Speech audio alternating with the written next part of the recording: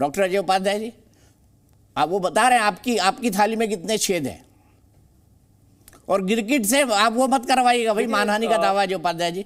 मालूम पड़ा आप कहीं से गिरगिट ले आए, उसके नाम पे मानहानि का दावा करवा दिया।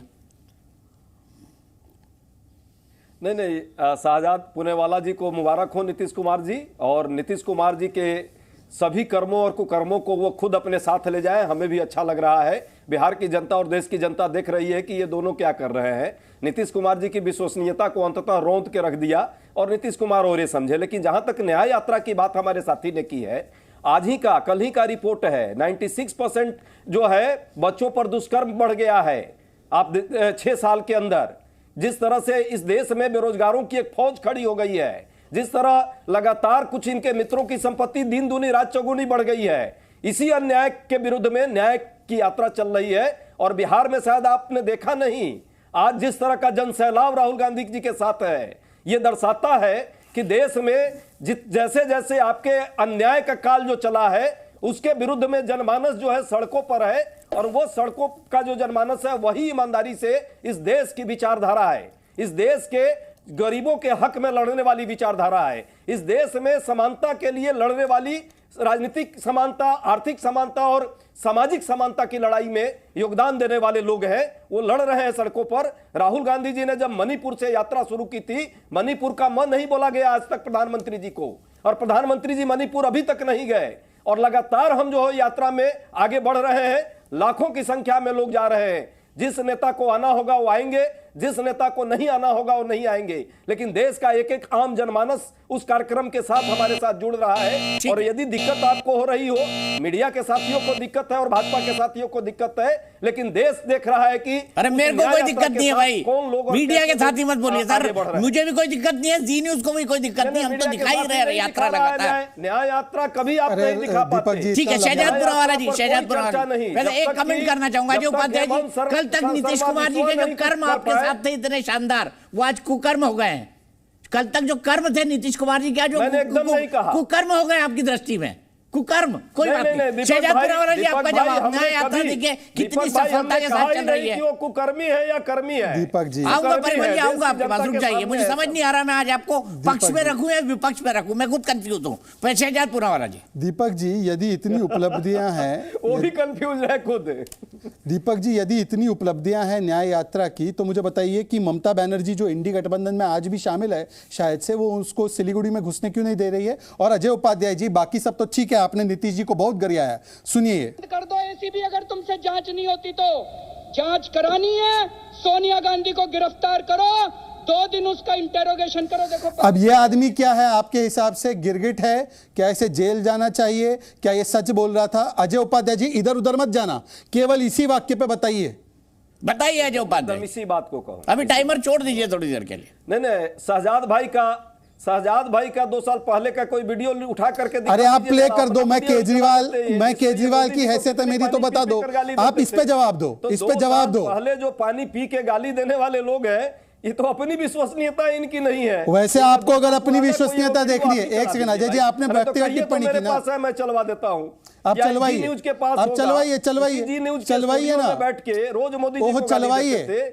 अब आपको लग रहा है दीपक जी एक सेकंड मुझे उत्तर देने का मौका दीजिए। मोदी जी को गाली नहीं दी आपने। दीपक जी मुझे मौका दीजिए, मोदी जी को गाली देते रहे हैं आप, मुझे मौका दीजिए दीपक जी उत्तर देने का इसका। ठीक है, रुक जाइए, मैंने टाइमर रोक दिया। शहजादपुरा वाला जवाब देंगे, फिर मैं संगीत रागी जी के पास जाऊंगा। मैं 20 मिनट में उनके पास एक बार भी नहीं जा पाया। दीपक जी अभी मैंने एक वाक्य जो अरविंद केजरीवाल का और जो बहुत महत्वपूर्ण और प्रासंगिक है वो सुनाया, इस पर जवाब देने के बदले ये व्यक्तिगत हो गए, छोड़ देते हैं। अगर ऐसा ही है, 2 दिन पुराना बयान है, तो ये बयान तेजस्वी का था। मुख्यमंत्री झूठ बोल रहा है, इतना बड़का झूठा पार्टी बीजेपी को कहते हैं, उससे बड़का झूठा ही है। अच्छा, घोटालेबाज नीतीश चाचा, घोटालेबाज नीतीश। तो ये इतने घोटालेबाज थे तो आप गए क्यों उनके साथ? अजय उपाध्याय जी अभी आपने विचारधारा के लंबे लेक्चर आपने दिए, मैंने आपको 2 उदाहरण दिए हैं, अब इसका सटीक जवाब दीजिए। और मेरे वीडियो की चर्चा करनी है तो दीपक जी आयोजित कीजिए एक डिबेट मुझ पर, मैं तो अपने सारे बयानों के बारे में बता सकता हूं, परंतु आज बताइए अरविंद केजरीवाल सच्चे हैं, गिरगिट है, क्या है बताइए। अमित शाह जी वाला बताइए, टाइमर हटा दीजिए। अजय उपाध्याय जी जल्दी बताइए, संगीत रागी जी को, फिर मैं संगीत रागी जी के पास जाऊंगा। नहीं, अमित शाह जी वाला और नीतीश कुमार जी वाला जरा वीडियो आप जी न्यूज वाले चला दीजिए, जरा देखिए कि क्या क्या दोनों एक दूसरे के लिए पानी पी पी कर कह रहे थे लोग, मर जाऊंगा पर मत नहीं जाऊंगा, चोर दरवाजे से मृत आत्मा के साथ चले गए। और वही है आपके अमित शाह जी क्या कहते थे, अब कभी नहीं नीतीश कुमार।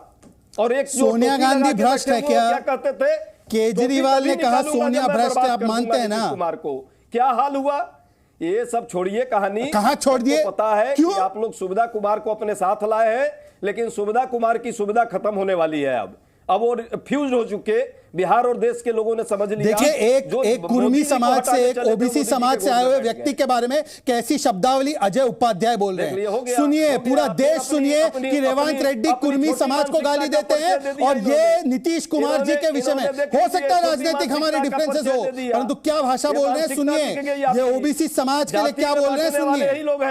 ये देखिए आप अजय उपाध्याय जी क्या बोल रहे हैं समाज के लिए, ओबीसी समाज को गाली देने का महापाप कुकर्म कर रहे हैं। देखिए ये देखिए आरजेडी के प्रवक्ता भी देखिए, प्रियंका जी देखिएगा, थोड़ी देर में ही अपने धर्म की बात करेंगे कि मैं क्या हूं और क्या नहीं। ठीक है, मैं संगीत रागी की बात करूंगा। संगीत रागी राजनीतिक समझ तो हो जाएगी, राजनीतिक समझ तो हो जाएगी, आपके कार्यकर्ता भी समझ जाएंगे और आपके नेता भी समझ जाएंगे। भाई सम्राट चौधरी तो अयोध्या जाके अपना साफा खोल ही रहे हैं, पगड़ी खोल ही रहे हैं, लेकिन आप जनता को कैसे समझाएंगे? इतनी बार पलटी मार, फिर भी हम आपके यार।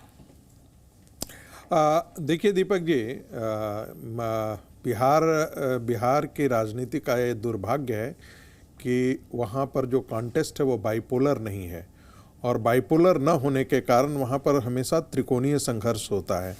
और आप देखेंगे कि त्रिकोणीय संघर्ष में भी भारतीय जनता पार्टी ने हमेशा बेहतर प्रदर्शन किया है, और दूसरी तरफ आप देखेंगे कि नीतीश जी का प्रदर्शन जो है वो समय के साथ नीचे ही गिरता गया है। इसके बावजूद भी भारतीय जनता पार्टी ने गठबंधन धर्म का निर्वाह किया, और कोई भी चूंकि त्रिकोणीय संघर्ष होता है इसलिए वहाँ पर नीतीश जी उसकी धुरी बन जाते हैं।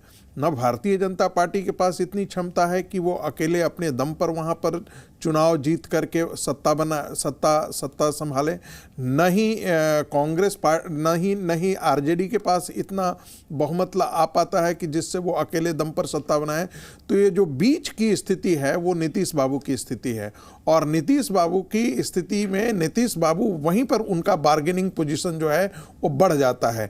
आरजेडी कभी नहीं चाहती कि भारतीय जनता पार्टी सत्ता में आए, बीजेपी कभी नहीं चाहती कि जो बिहार के अंदर जो जातीय विद्वेष और जंगल राज जो आरजेडी और भ्रष्टाचार का पर्याय लालू परिवार हो गया है वो बिहार की राजनीति में फिर से दोहराया जाए।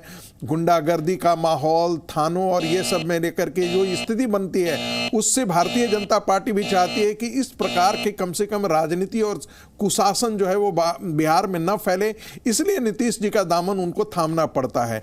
तो नीतीश जी इसीलिए प्रासंगिक हो जाते हैं क्योंकि भारतीय जनता पार्टी अपने दम पर, आप जानेंगे कि भारतीय जनता पार्टी का जो प्रादेशिक नेतृत्व था वो ये बिल्कुल नहीं चाहता था कि किसी तरीके से वहां पर गठबंधन हो, और वो पूरी तरह ये चाहता था कि सत्ता आने वाले दिनों में हम सत्ता में अपने बल पर वहां पर आएं और पूरे बिहार की राजनीति को हम बाइपोलर कर दें।